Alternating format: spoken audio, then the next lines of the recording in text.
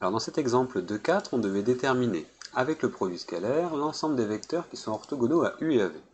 Donc je vais poser W, un vecteur qui sera orthogonal à U et à V, et je vais écrire ce que ça veut dire que le produit scalaire de W avec V et avec U est nul. Donc U scalaire W est nul, V scalaire W est nul, puisque W il est orthogonal à ces deux vecteurs. Donc le produit scalaire entre 1, 3, 2 et x, y, z, ça fait x plus 3y plus 2z égale 0. Et 1 moins 2, 0 avec x, y, z, ça donne x moins 2y égale 0. Donc là, j'ai un système de deux équations à trois inconnus. Donc je sais qu'il va y avoir une infinité de solutions. Mais je le savais d'avance, puisque des vecteurs orthogonaux à U et à V, dans l'espace de dimension 3, je sais qu'il y en a une infinité. Donc comme c'est un ensemble infini de solutions, je vais arbitrairement choisir d'exprimer les coordonnées en fonction de y, par exemple. Donc en fonction de y, d'après la dernière ligne, j'ai x égale 2y, y vaut y, je remplace x par 2y, donc j'aurai 2y plus 3y, donc ça fait 5y plus 2z égale 0, donc j'obtiens z égale moins 5 demi de y. Donc j'obtiens comme vecteur solution 2, 1, moins 5 demi, et tous ces multiples, d'accord, y fois ce vecteur-là. On peut dire lambda fois ce vecteur-là. Donc lambda, ça doit être un nombre réel quelconque mais pas nul, parce que le vecteur nul, on ne le prend pas comme étant un vecteur orthogonal à U et à V. Donc moi ce que je veux, c'est tous les vecteurs. Donc c'est tous les multiples du vecteur 2, 1, moins 5 demi. Je pourrais multiplier par 2, par exemple, j'aurais 4, 2, moins 5. Le vecteur 4, 2, moins 5, il est bien orthogonal à U et à V aussi. D'accord? J'ai une infinité de solutions. Je ne suis pas obligé de garder le moins 5 demi. Je peux garder 4, 2, moins 5 si je veux. Avec le produit vectoriel, c'est encore plus rapide, puisque j'ai juste à faire le produit vectoriel de ces deux vecteurs. Donc je barre la première ligne, je fais gamma, deuxième ligne, etc. Donc ça, c'est une méthode qu'on a déjà vue pour le produit vectoriel. Et j'obtiens le vecteur 4, 2, moins 5. Ah, qui est bien collinéaire au vecteur que j'avais trouvé avec le produit scalaire.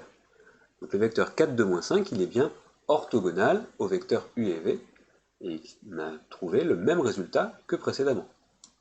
Donc tous les vecteurs qui sont collinaires à 4, 2, moins 5 sont aussi orthogonaux à U et à V.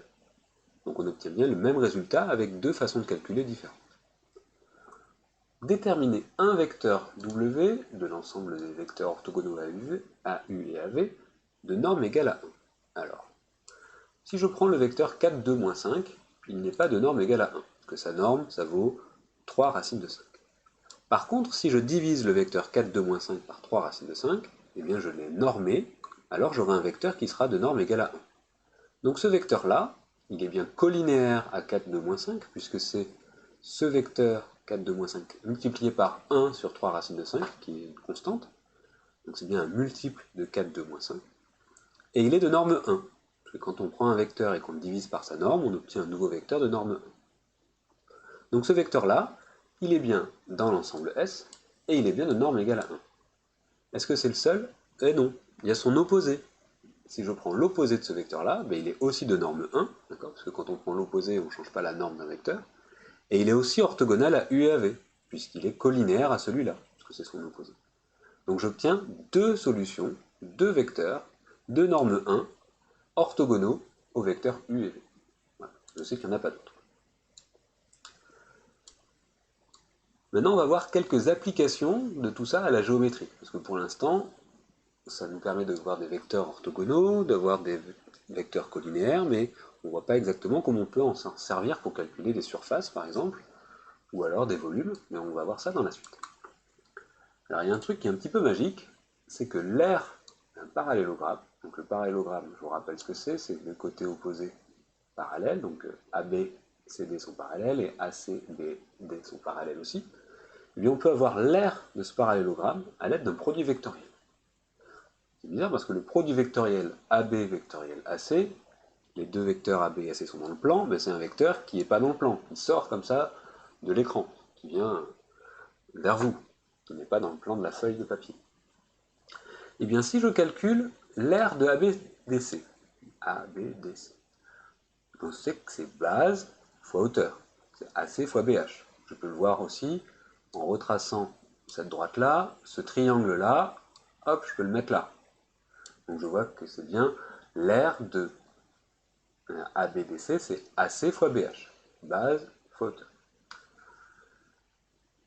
AC, c'est AC, mais BH, je peux le voir dans le triangle ABC.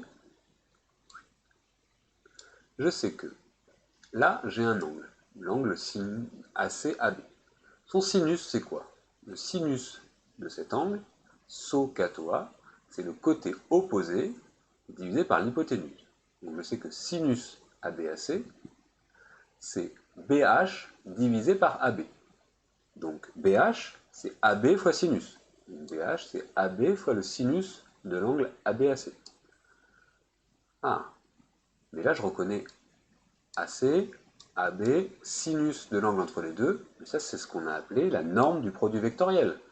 La norme du produit vectoriel, c'est la norme de AC fois la norme de AB fois la valeur absolue du sinus entre les deux. Donc, la longueur du produit vectoriel, donc du vecteur qui sort du plan, là, ce vecteur-là, sa longueur, en unité de longueur, et si on regarde ça plutôt en unité d'air, sa longueur en unité d'air, eh bien c'est l'aire du parallélogramme qui est là, l'aire de tout ça. C'est magique, hein? Si je veux l'aire de ce truc, eh bien je fais le produit vectoriel AC-AB, ou AB-AC, ça ne change rien. Le vecteur que j'obtiens, ben je prends sa longueur, et cette longueur-là, c'est égal à l'aire du parallélogramme. Ça a l'air assez magique, mais la démonstration, elle est là, elle n'est pas très compliquée. Et ça nous permettra par la suite d'avoir les aires des parallélogrammes. Pour des parallélogrammes, on n'en rencontre peut-être pas tous les jours, on rencontre plus des triangles. Mais si je reprends mon parallélogramme et que je trace la droite BC, cette droite-là, elle coupe ABDC en deux triangles égaux. ABC, il est égal à BDC. Et l'aire de ABC, eh bien c'est la moitié de la norme du produit vectoriel ABAC. Donc c'est cette formule-là qui va nous servir le plus.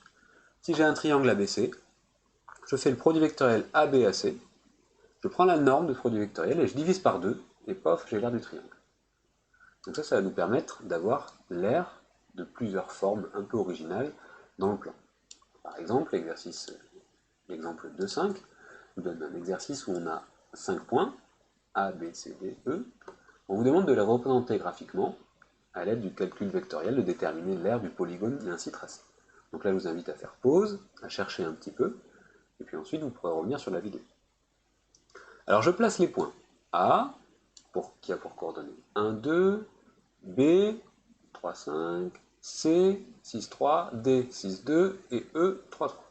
Donc là, j'obtiens ce polygone un petit peu bizarre, A, B, C, D, E. Je veux avoir l'aire de ce polygone. Donc pour avoir l'aire du polygone, eh bien, comment je fais? Eh bien, je vais découper ce polygone en 3 triangles. Je vois que j'ai ABE plus BEC plus ECD. ABE, BEC et ECD. Et les aires de ces 3 triangles, quand je vais les sommer, eh bien, j'aurai l'aire du polygone. L'aire des triangles, c'est très simple, c'est la moitié de la norme du produit vectoriel de deux côtés. Par exemple, pour ABE, je prends AB et AE. Mais je pourrais aussi prendre BE, BA, ou BE, EA. Deux côtés quelconques de mon triangle. Donc là, je vais prendre AB vectoriel AE. Le vecteur AB, je prends les coordonnées de B moins coordonnées de A. AE, coordonnées de E moins coordonnées de A. Et le produit vectoriel, comme c'est des vecteurs qui sont dans le plan, je mets bien une troisième composante à 0. Et j'aurai uniquement une valeur sur la dernière ligne, qui sera 2 fois 1 moins 3 fois 2. Donc ça fait bien moins 4. Et la norme de ce produit vectoriel, donc de ce vecteur 0, 0, moins 4, c'est 4. La moitié de sa norme, c'est 2. Donc l'aire du triangle ABE, en unité d'aire, c'est 2. Je vais faire le même calcul pour BEC, donc là je vais trouver 3. La même chose pour ECD, et là je vais trouver 3,5. Donc là je vous laisse faire les calculs, il n'y a pas de difficulté, je prends deux vecteurs quelconques dans le triangle. Pour BEC, je peux prendre EB et EC, mais aussi BC, BE, n'importe quoi. Deux vecteurs quelconques du triangle, distincts. Je ne peux pas prendre BE, BE, bien sûr, parce que le vecteur BE, BE, son produit vectoriel, BE vectoriel BE, ça fait 0, donc ça n'a pas de sens. Donc je prends deux vecteurs quelconques du triangle, et puis j'obtiendrai la valeur de l'aire en prenant la norme du produit vectoriel et en divisant par 2. Donc là, la réponse, ça va être 2 plus 3 plus 3,5. donc ça correspond à 6,5 unités d'aire. Donc on peut avoir l'aire de polygone petit peu biscornu en le découpant en triangle, et en calculant l'aire d'un triangle en faisant juste la norme du produit vectoriel divisé par 2. Donc c'est pas très compliqué à faire, il faut avoir compris, et il faut connaître cette formule. On peut aller un peu plus loin pour avoir le volume du parallélépipède. Donc si j'ai un parallélépipède, j'aurai deux bases parallèles et isométriques, donc j'ai ABDC en bas, SB'D'C' en haut, j'aurai AS qui est parallèle à BB', qui est parallèle à CC', qui est parallèle à DD', et bien le volume, ce sera AB vectoriel AC scalaire AS. Donc là, quand ce sera une formule comme ça, je vous la donnerai. Je ne vous demanderai pas de connaître par cœur le volume du parallélépipède. Par contre, il faut connaître par cœur le volume du triangle. Pareil, le volume du parallélogramme, qu'on a vu au départ, il faut la connaître par cœur. C'est la formule du triangle, mais sans le 1,5. Deux autres formules que je ne vous demanderai pas de connaître par cœur, mais que je vous demanderai de savoir appliquer, c'est la formule du volume de la pyramide, donc qui est pyramide ABDCS, où S c'est le sommet. Donc là, on aura la première formule, 1/3 de la valeur absolue de AB vectoriel AC scalaire AS, parce que AB vectoriel AC c'est un vecteur, scalaire AS ça donne un nombre, donc je prends la valeur absolue de ce nombre, puisqu'un volume est toujours positif. Je ne peux pas avoir un volume de moins 4, ça n'a pas de sens. Pareil pour le volume du tétraèdre, on va vous la donner. Par exemple, dans l'exercice, dans l'exemple 2.6, on vous rappelle que le volume du tétraèdre, c'est ce truc-là. Mais on va vous demander de savoir l'appliquer. Je ne vous demanderai pas de le connaître par cœur, encore une fois, mais de savoir l'appliquer. Alors pour terminer cette vidéo, on va faire le dernier exemple. On vous donne des points, donc là je vais faire pareil, je vais vous laisser un peu de temps pour réfléchir, vous allez faire pause sur cet exercice-là, et ensuite vous relancerez pour avoir la correction. Donc, les questions 1 et 2 peuvent être traitées indépendamment. Donc j'ai 4 points, A, B, C, D, on a des côtes qui sont en mètres, donc quand on donnera les unités de volume, ce sera en mètres cubes, les unités d'air en mètres carrés. On va d'abord calculer les coordonnées de BA, BC et BD. Donc BA, coordonnées de A moins coordonnées de B, donc on trouve 4, 6, 0. Pour BC, on trouve ça, et pour BD, on trouve ça. Donc là, je vous laisse vérifier les calculs, c'est pas compliqué, on l'a fait plusieurs fois. L'aire du triangle, je vous le rappelle, mais normalement je ne vous le rappellerai pas le jour de l'examen, c'est 1/2 de la norme du produit vectoriel. Donc 1/2 de la norme du produit vectoriel, ici, ça nous donnera 27 mètres carrés. Donc attention à ne pas oublier les unités, quand on vous demande une aire en mètres carrés et un volume, donc là on va faire 1/6 du produit vectoriel, donc bien se rappeler comment marche le produit vectoriel, produit scalaire ensuite avec BD, donc 0 fois moins 1, 0 fois 3 et 54 fois 6. Là, on n'est pas obligé de faire 54 fois 6 puisqu'on le divise par 6. Donc 54 fois 6 divisé par 6, on peut simplifier les 6, et on obtient 54 mètres cubes. Là aussi, bien préciser l'unité en mètres cubes. Donc là, la première question, c'est uniquement application directe des formules de calcul que l'on a vues dans le cours. Produit vectoriel, produit scalaire. Maintenant, on va prendre notre figure et on va lui faire des transformations. Donc les points A, B, C, ils sont dans le plan, parce que leur dernière composante est nulle. Donc comme ils sont dans le plan, on peut leur faire des rotations dans le plan, en multipliant par un exponentiel. Alors je vais essayer d'expliquer ça. Ce point A, 6, 4, 0, on peut l'écrire sous les notations complexes 6 plus 4i. D'accord, j'avance de 6 et je monte de 4. Le point B, 2 moins 2, 0, on pourra l'écrire 2 moins 2i. Et le point C, moins 3 plus 4i. Quand je prends un nombre complexe, comme ça, et que je le multiplie par exponentielle iθ, eh bien, ça correspond à faire la rotation de centre O et d'angle θ. Donc, si je prends le point A, et que je multiplie par EI sur 6, j'obtiendrai le point A', qui sera la rotation du point A par la rotation de centre O et d'angle π sur 6. Donc pour transformer un point en un autre, A en A', j'ai juste à prendre les coordonnées de A, ZA, donc la fixe de A, et à multiplier par exponentielle I' sur 6, et j'obtiendrai un nouveau point dans le plan, qui sera la rotation du point A par la rotation de centre O et d'angle π sur 6. Donc ça, on peut le voir parce que si j'écrivais A sous forme rho EIθ. Vous savez qu'un nombre complexe, il peut s'écrire sous la forme A plus IB, ou il peut s'écrire rho EIθ. Si je multiplie ce point A par EIπ sur 6, qu'est-ce qui va se passer? Eh bien, le module sera toujours rho, donc je ne serai pas éloigné de l'origine, mais l'argument, en faisant rho EIθ fois EIπ sur 6, ça deviendra EI, entre parenthèses, θ plus π sur 6. Donc j'aurais juste fait une rotation de centre O et d'angle π sur 6. Donc multiplier un nombre complexe par EIπ sur 6, ça correspond à faire la rotation de centre O et d'angle π sur 6. Parce que je n'ai pas changé la longueur, donc le module, mais j'ai uniquement changé l'argument. Donc c'est ce qu'on va faire par la suite pour pouvoir obtenir les points A' et B', on va faire ces rotations-là. ZA, on a dit que c'était 6 plus 4i. EIπ sur 6, c'est égal à cosinus π sur 6 plus I sinus π sur 6. Cosinus π sur 6, c'est racine de 3 sur 2, sinus π sur 6, c'est 1,5. Donc là, j'ai plus qu'à développer et à identifier la partie réelle et la partie imaginaire. Donc la partie réelle, c'est 3 racine de 3 moins 2. La partie réelle, c'est 3 racine de 3 moins 2, et la partie imaginaire, c'est 3 plus 2 racine de 3i. Donc là, on a la valeur exacte. Donc on ne peut pas facilement placer ce point dans le plan. Mais si on devait le placer facilement, on prendrait juste le point A et on lui ferait faire une rotation d'angle π sur 6 par rapport à l'origine. Pareil pour le point B'. Je pars du point B et je lui fais faire une rotation d'angle π sur 6, donc je multiplie B par EIπ sur 6. Toujours la même chose, EIπ sur 6 c'est cosinus π sur 6 plus I sinus π sur 6. Donc j'ai racine de 3 sur 2 plus 1,5 de I. Je développe, je mets partie réelle et partie imaginaire, et j'obtiens le nouveau point B' qui a pour coordonnées racine de 3 plus 1 pour l'abscisse et 1 moins racine de 3 pour l'ordonnée. Donc ça, c'est pas facile à placer de manière exacte dans le plan, mais je peux le placer de manière exacte en faisant la rotation d'angle π sur 6 et de centre l'origine. Donc là, il faut bien avoir compris ça. Réécoutez la vidéo 2 ou 3 fois si c'est pas clair, ou sinon posez vos questions dans les commentaires en bas de cette page. Donc calculer les coordonnées de A' et B' de manière exacte, c'est bon. Vérifiez que, comme j'ai fait une rotation, je n'ai pas changé les mesures. C'est-à-dire que quand tu prends un triangle et que tu fais une rotation, le nouveau triangle, il a les mêmes longueurs. On n'a pas changé les longueurs des vecteurs. Donc on va calculer la norme de B'A', on va calculer la norme de BA, on va vérifier qu'on ne s'est pas trompé dans nos calculs en faisant la rotation, en regardant que les vecteurs aient la même norme.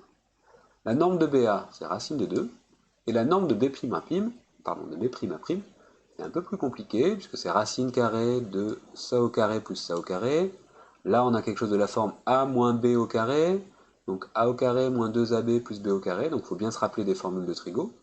On obtient ce truc-là, on peut simplifier celui-là avec celui-là. 27 et 4, 31. 12 et 9, 21. 31 plus 21, ça fait 52. Donc on obtient racine de 52. Donc la norme de BA, racine de 52, et la norme de B'' est aussi égale à ça. Donc on a bien fait des calculs corrects, puisqu'on a bien montré que la rotation de ces deux points-là donne un vecteur qui a la même norme.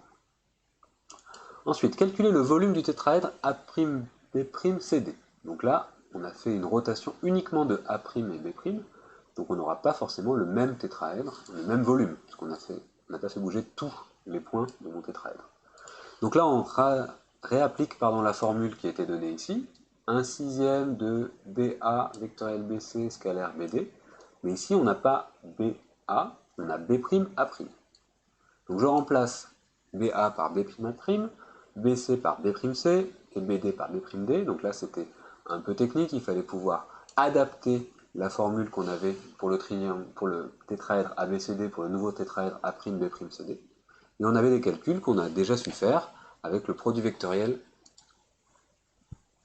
Donc ici, B'A', on obtient les coordonnées de A' moins les coordonnées de B', ce qui nous donne B'A', le vecteur, on a déjà calculé là, donc je réécris ce vecteur ici.